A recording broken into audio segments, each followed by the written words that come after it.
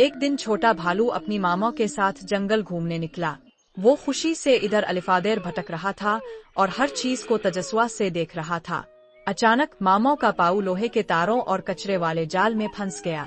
वो दर्द से चिल्लाने लगी और छोटा भालू घबरा कर परेशान हो गया। छोटा भालू करीबी गांव की तरफ भागा। वहां इसने लकड़ी के बने एक घर को जोर जोर से ठोकरें मारनी शुरू की।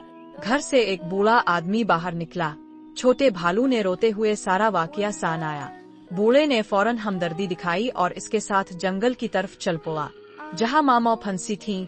बूढ़े ने तेज औजार से तार काटे और रस्सी की मदद से इसे जाल से बाहर निकाला। मामा के जख्म पर मरहम पट्टी बांधी गई। फिर बूढ़े ने दोनों को खाना खिलाया। मामा ने शुक्रिया के तौर पर अपना पसंदीदा शहद पेश किया। बूढ़े ने मुस्कुराते हुए अलविदा कहा। कुछ हफ्तों बाद छोटा भालू सेब से भरा टोकरा लेकर बूढ़े के पास पहुंचा। बूढ़ा बहुत खुश हुआ। सब ने मिलकर सेब काटे, गीत गाए और खुशी से वक्त गुजारा। इस दिन के बाद से छोटा भालू हमेशा दूसरों की मदद करने की अहमियत सीख गया। ये कहानी हमें सिखाती है कि मुश्किल वक्त में हिम्मत नहीं हारनी चाहिए और दूसरों की मदद करना खुशियों का रास्ता खोलता है।